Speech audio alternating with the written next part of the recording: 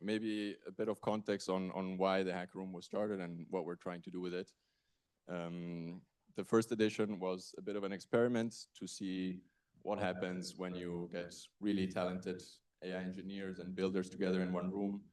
And hopefully something beautiful will come out of it. And I think that's what we proved to be the case, especially when you do it from the Merantix campus and the ecosystem that is born here. I think we created something really special. Yeah, what this will be today is you'll see a bit of behind the scenes of the projects that the hackers have been working on. Some prototypes, some technical demos, some more polished MVPs. But the idea is to spark a conversation. If you see some projects that spark your interest, talk to the hackers afterwards, and yeah, something nice will come out of it. Beyond the program itself, what we're hoping also to achieve with this program is to create a network and a community of really talented AI builders, engineers, who hopefully, as we go through different editions and more people join the alumni network, we can create a community from which people can create value throughout their careers and not only from the residents. But I'll stop talking now. I'll give the word to the more interesting people, and please join me in thanking the pioneers, if you will, who joined us in the experiment for this first cohort.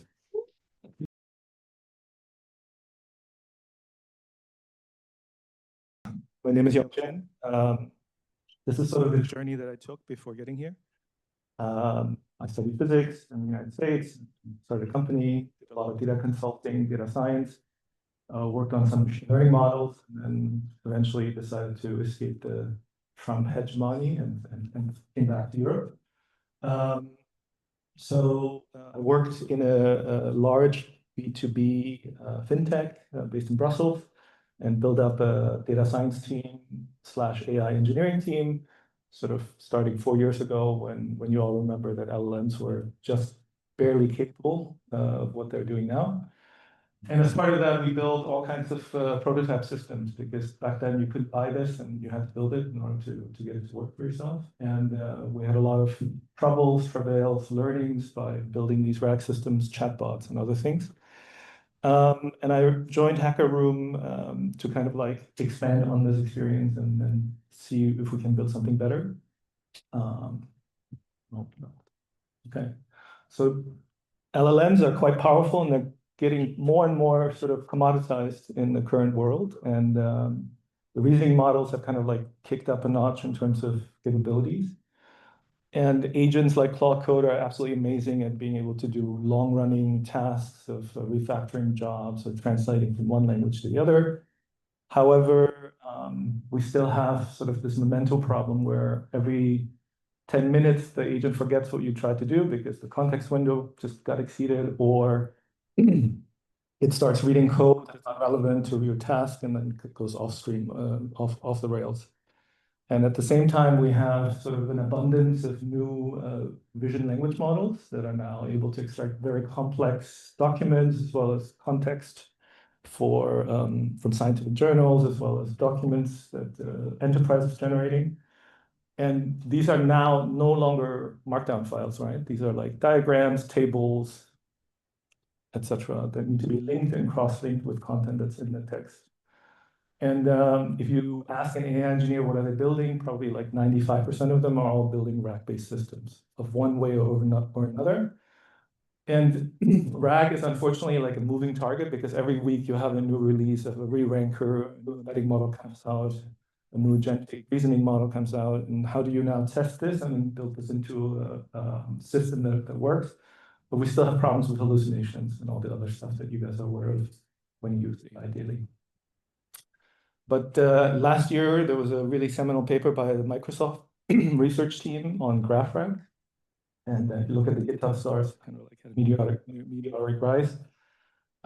Just a few months after that, a group working on knowledge management in Hong Kong University released their own open source project called LightRag, which is even more modular and scalable.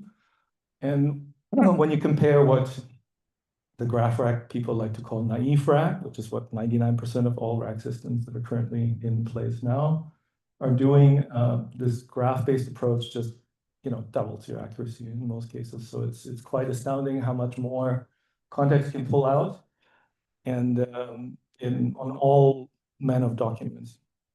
So why graphs?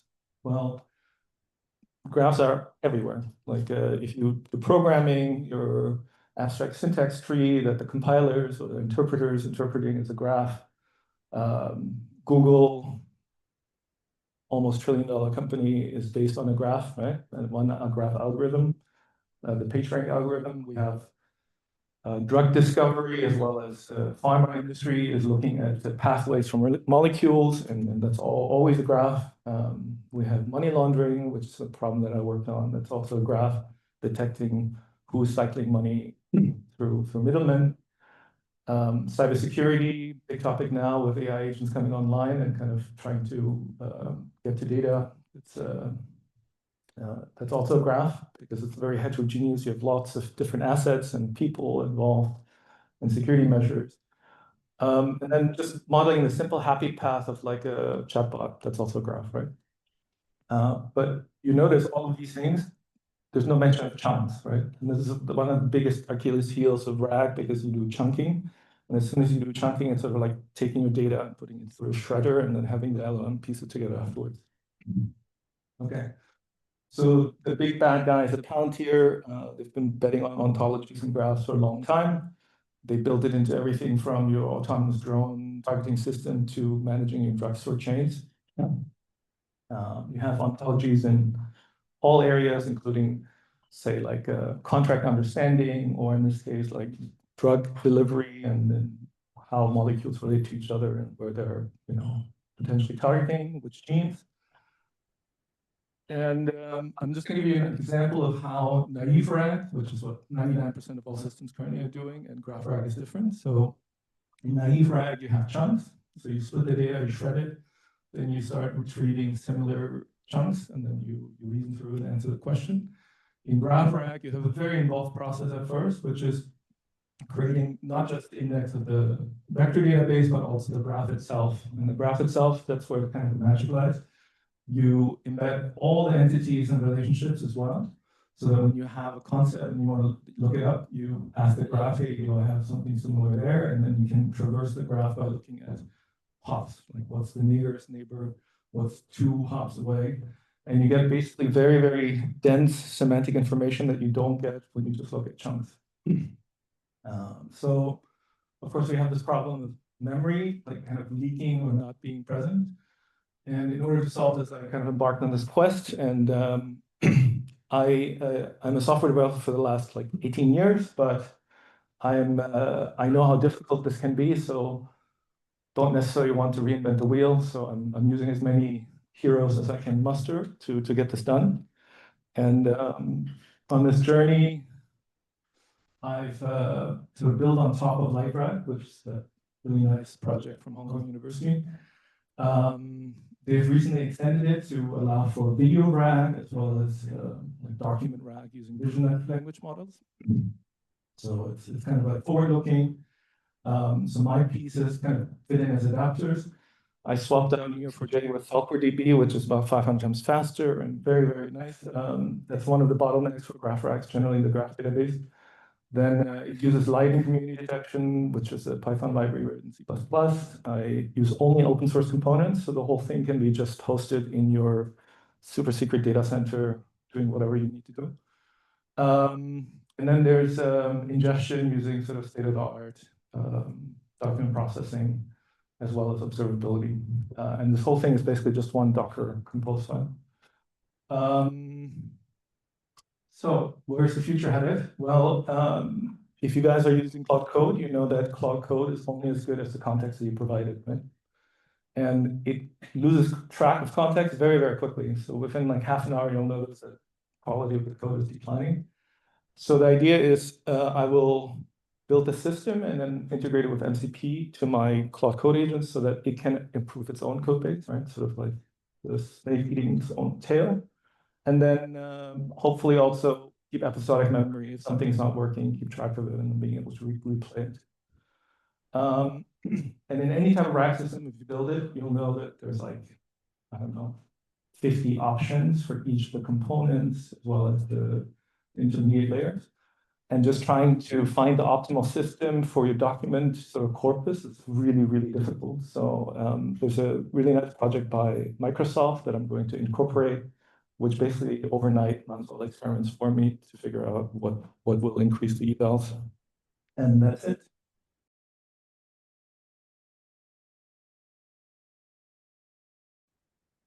Okay. Hey, my name is Mathis. This is the last demo for now. So I am the founder of chatpdf.com, which is like one of these GPT wrappers that allows you to chat with a PDF file.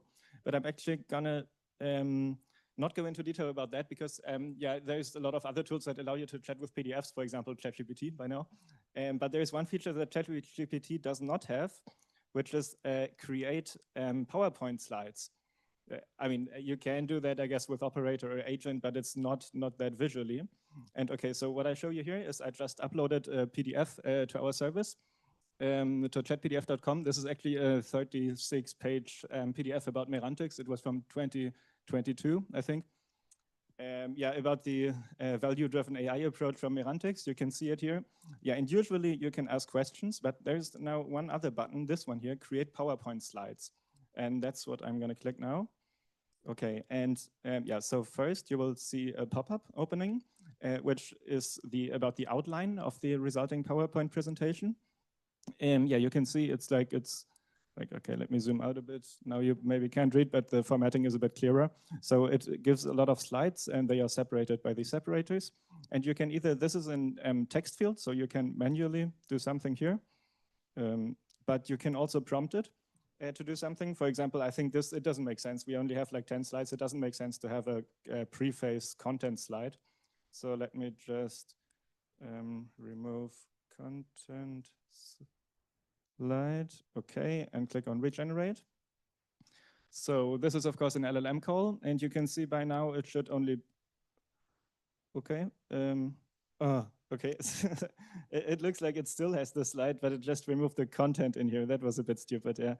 Remove previous slide completely. Okay, let's try one more time. Okay, and hopefully, okay, now this time it's only 9 slides in total, so I think it removed it completely. Okay, and let's go. And this is the most important thing. So I now click this button, and please, everyone watch. So, okay, you can see it spinning, and you can see what you see here now is slide by slide, it's actually streaming in. So while you can see, I'm scrolling down always, while it's still being generated, you can already see it. And you can see there's different types of slides. This is an intro slide, and then we have one which is like a pyramid. And what you can also see, we have images, like AI-generated images, and we also have icons. And yeah, we have these like pyramid with these nice elements, and then there's one title, and then specific items that have a title as well, and then some content. And yeah, you can see we have a lot of different kind of slides. You can see the pyramid again, so they do repeat.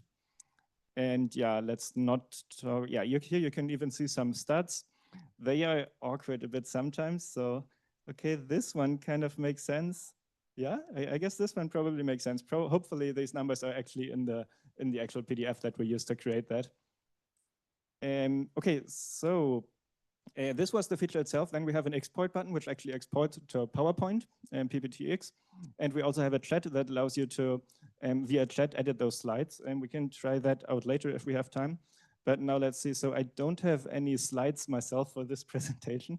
But let's see, I have some notes I wanted to show you. Okay, so one thing you noted, I mean, this is English, but we never gave it the language. We never allowed the user to change the language, and that is because we actually infer the language from the PowerPoint, from the incoming PDF.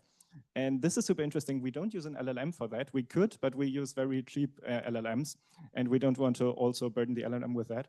So we're using this NPM package, which is called Frank. And I found this super fascinating when I realized this the first time. I don't know if you can actually read this, but these are, this is a heuristic, and these are like 3-letter combinations.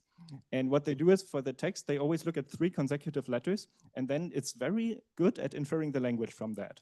And this file, I don't know if it says here, this is 233 kilobytes. So this is like super, super small language detection, and I love it. I recommend it to anyone who doesn't want to use an LLM call for that. You can see that we blacklisted 2 languages, which is Lower Germany, like Plattdeutsch, if anyone knows that, and then Scots. Those are 2 dialects which it often accidentally falls back into. Yeah. Okay, now so this talk is a bit technical. I hope that's fine with you.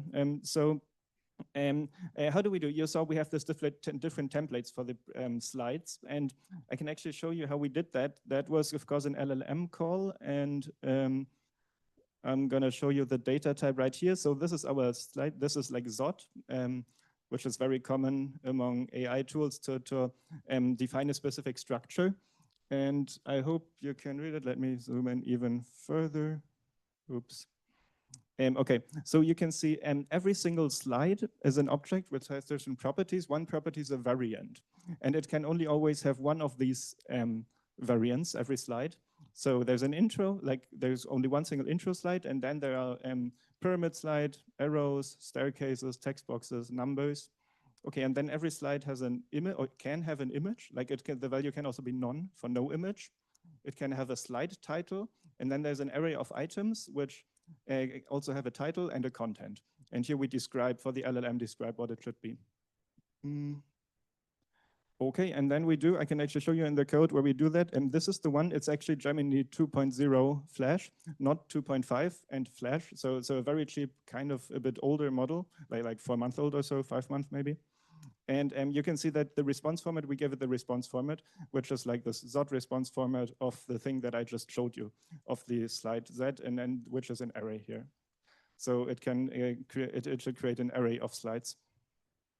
Okay, I'm trying to keep it really short. So then how about the flow? How do we do it in general? We let the LLM generate the slides, but we want to stream them in. So that's not super trivial, but what we did, we have partial JSON parsing.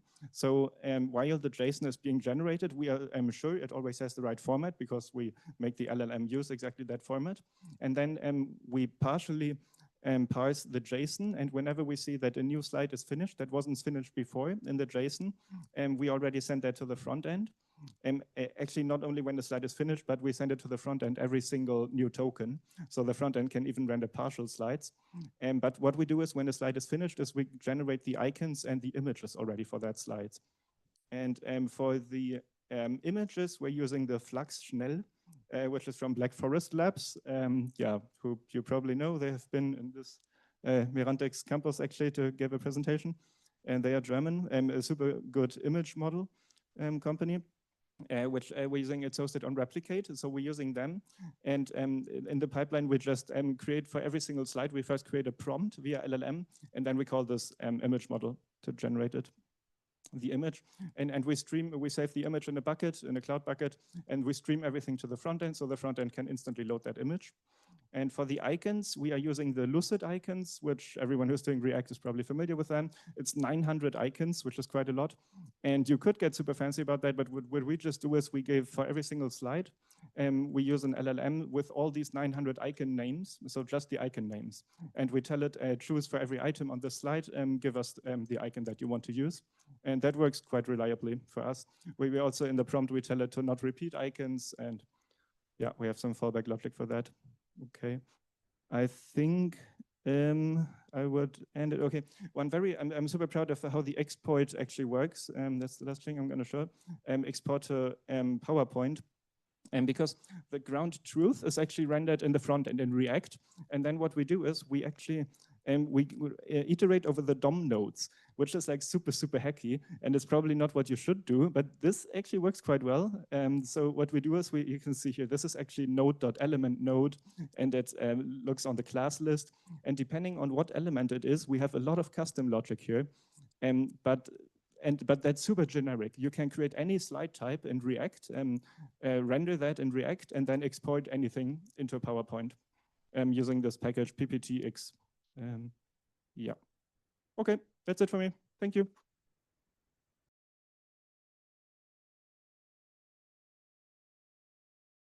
Hi, I'm Matias, and yeah, I wanted to show, like, I got very addicted to Claude Code, probably people as well. This is like the leaderboard of the past 30 days. and I'm fourth. And I think like in the all-time high, I'm like sixth or something like that. I got like super like tunnel into this. It's very cool. I think, yeah, I have been writing like a lot of code. I don't know if it's good code, but it's a lot. And yeah, I really consume all the tokens that I gave. And what I have been building is, yeah, a native client to run AI models locally on Apple Silicon. Basically, it's like a cloud code, but on your phone, and not to write code. Let's see if you, sorry. If the video plays, okay. Yeah, it's not to write code, but it's like to have an agent or multiple agents inside your phone or in your computer. I actually built this as a pet project, like in 2023. I published it on the store, and the app was really not working. Like, I mean, it was working, but it was generating one token every maybe 30 seconds. So it was like, it was just getting hot and so on, but it was awesome that it was running locally on the phone. That was amazing. Right now, like models are much better, and actually it works. And there's a lot of different clients out there that you probably tried, like LM Studio or Yan, or even like Open Web UI. And they're awesome. However, they're built on TypeScript, and which is great because multi-platform is cheap to build and so on, but it's not very, the performance is not the best, especially if we want to, mute your laptop. Okay, sorry. Better? Yeah, cool. So yeah, there's a lot out there of different clients, and what I'm building, what is the difference is just it's native. So it's going to be faster and nicer, and it uses all the power of Apple Silicons in order to do inference with different models. The app actually is an MVP, but it's on the store. You can download it, and people, they really like it, even that it doesn't work so well yet. But I guess there is a market and there is a need for this. And yeah, you can run the app on iPads or like on Mac, on iOS as well, even Vision OS if someone buys these things, I don't know. So, and soon I will open source it, and I can do a little demo of how it works of the Mac version. Here it goes. So, this is running like the, let's see if it works in the demo. Yeah. So it's running like the OpenAI latest models. Let's see, for example, we can say to create a prompt to generate an image.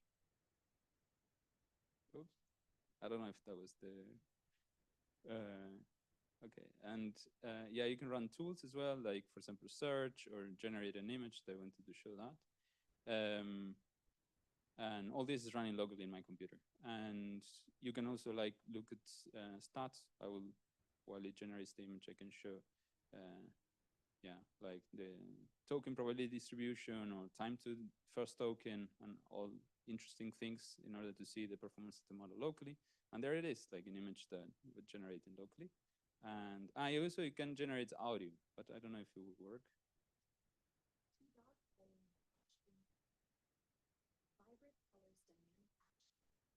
There it goes. So it also runs audio locally. Yeah, that's it.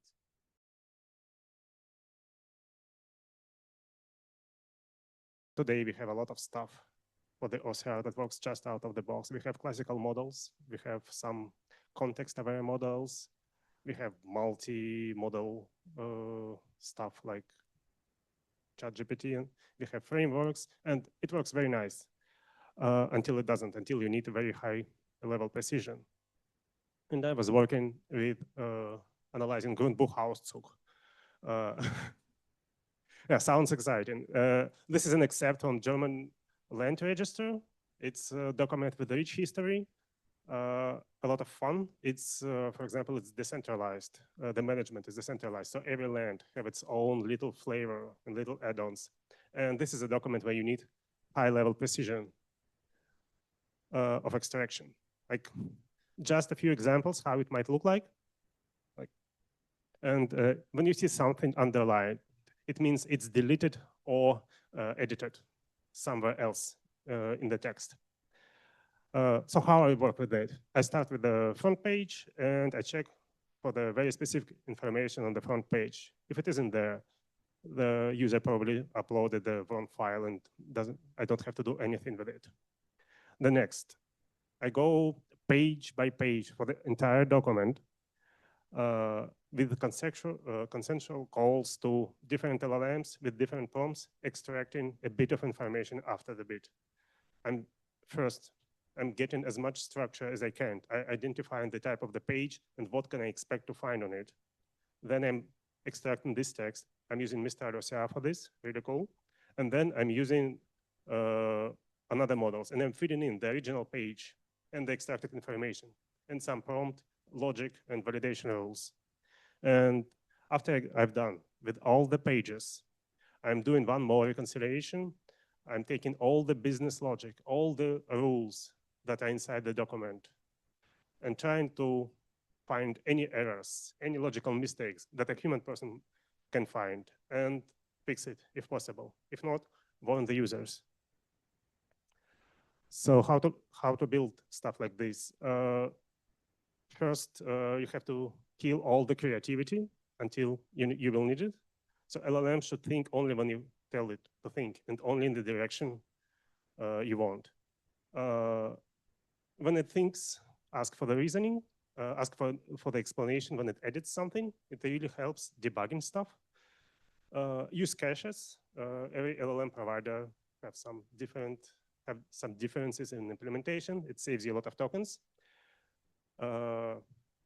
Test data sets, isolated LLM calls. And the key takeaway, this is not a product, it's a journey. You always will be looking for a better system until you will have the precision you want to have. Thank you.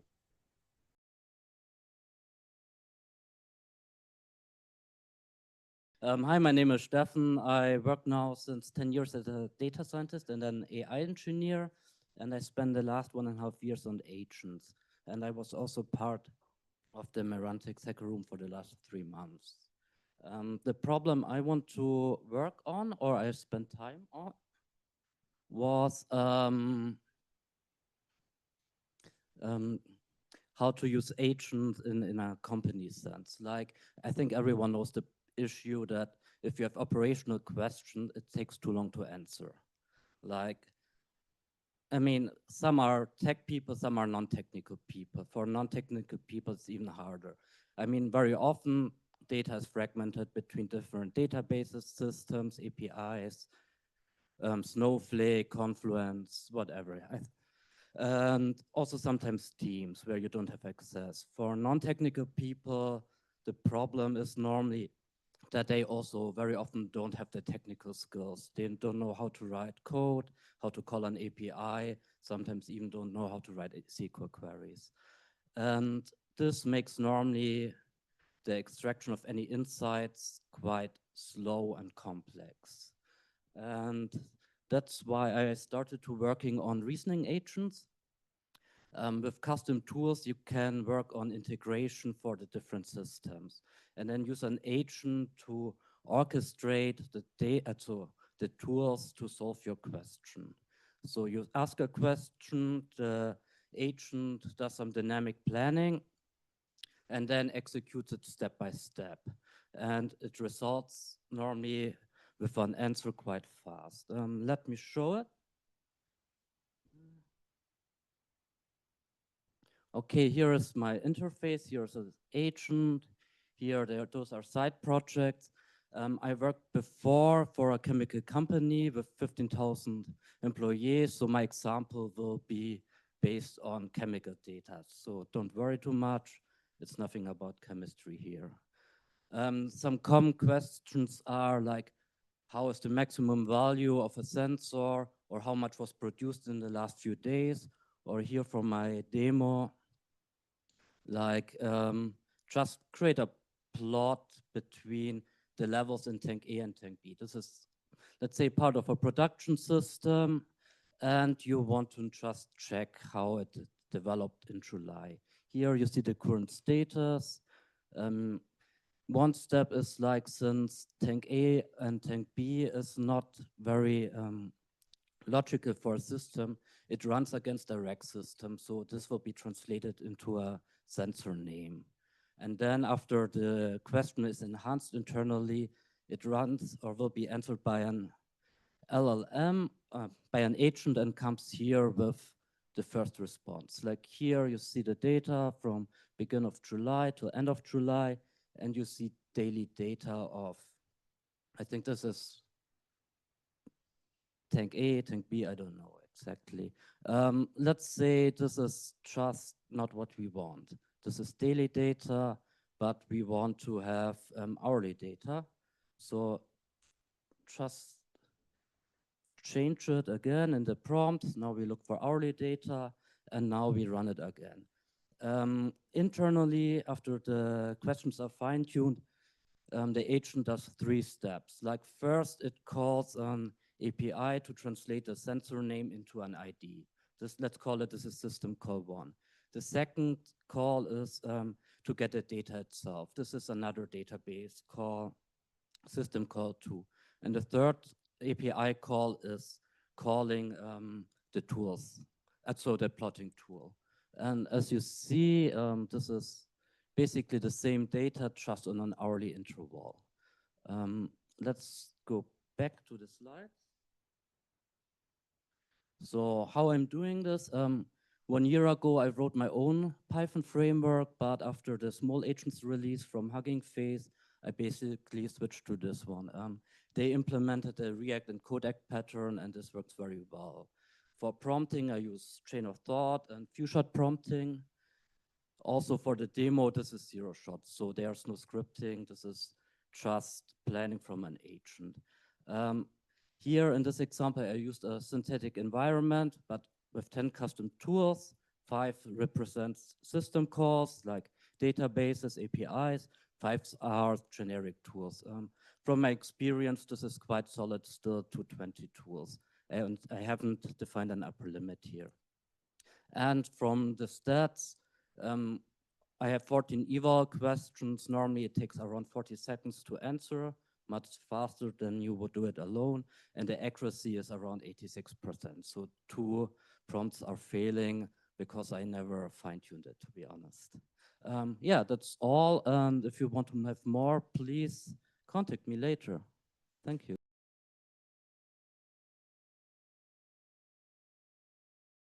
Hey everybody, I'm Felix. I'm one of the co-founders of Silva. And unlike the others, I will not really show the product. I want to show you an approach to a problem I had to solve that I thought shouldn't be a problem anymore in July 2025, but it still was. And here's what this is.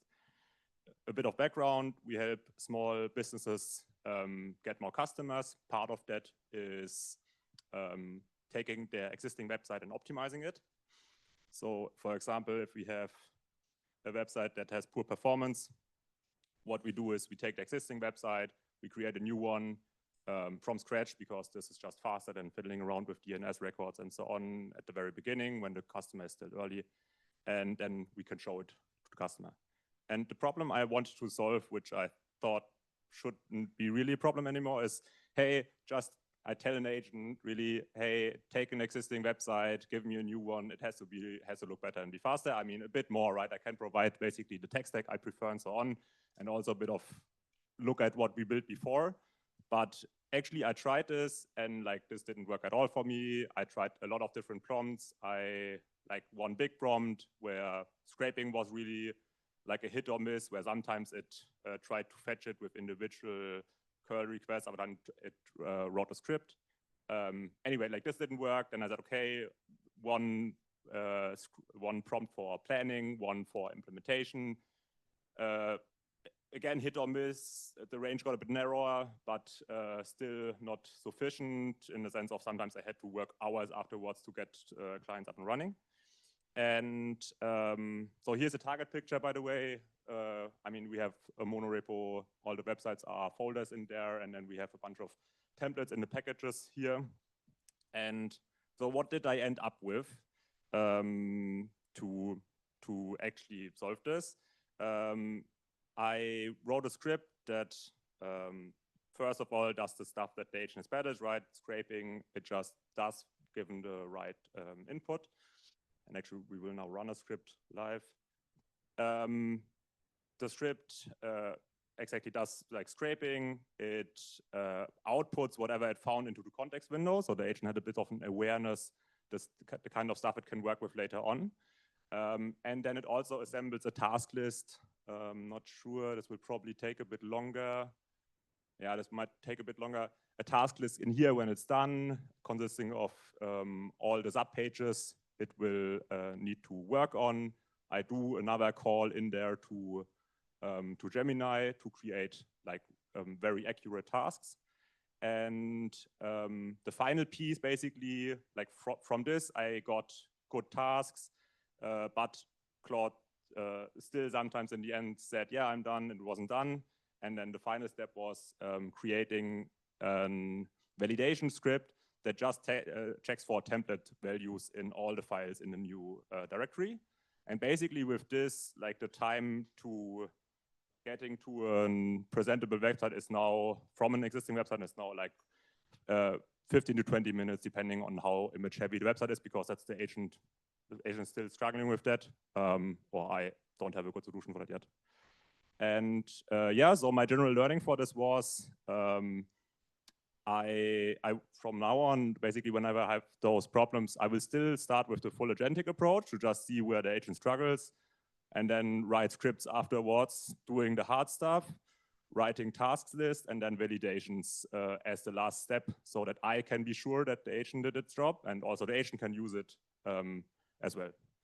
I mean, this is pretty much it. Now, the 1 second step I have to do is I have to tell it implement this, and then this will take, depending on the website, around like 10 to 15 minutes, something like that.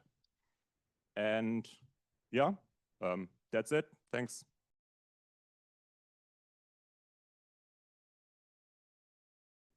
My name is Falco. I've been here on campus for the last 2 years, and was a pleasure to join Hacker Room, actually. Was quite a nice program. I chose to present today to you one application that is not the most sophisticated AI agent we probably can build, but for me in production, it was the most reliable. And yeah, it was used by the client. I ran a small AI agency, and everything is fully vibe coded. So you see here, this is actually, and I also dictate everything. A small screen to, I feel sorry for the persons also that are in a hacker room, because they see me transcribe everything and dictate every prompt. In the last 2 months, I dictated over 2,500 prompts, about 8 hours just to dictate to AI models. And yeah, so what did I see in the AI agency? Actually, in German Mittelstand hell, is that job matching is still a complete mess. You cannot even imagine how emotional decisions are made in German Mittelstand. And obviously, German Mittelstand expects that the chaos that you have, that you put AI on top, and it magically solves the problems they have. This is not the case. So I chose to focus on a problem that large companies in Germany get initiative applications. It is in Germany, it's Initiativbewerbung, and you would be surprised how many of these applications companies get.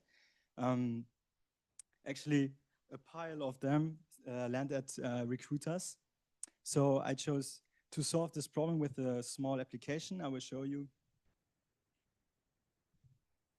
So we have a tool here, actually scrape via browse AI, a scraping mechanism, the job page of a company. On the right side, you see the applicants. Here you take a certain CV and upload it into the system. While we are processing here, the CV gets extracted. I will show you what's happening in the background. Oops. Where is it?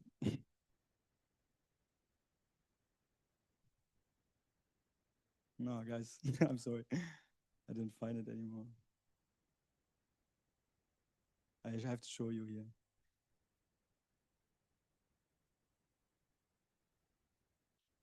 So, oh, it's very small.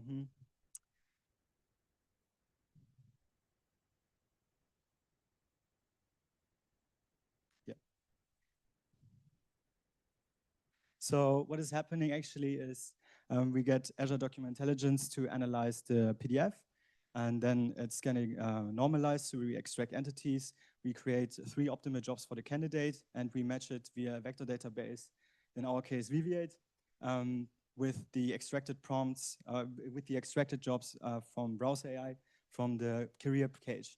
Then we have a neighbor analysis to essentially find the perfect jobs for the candidate and display it.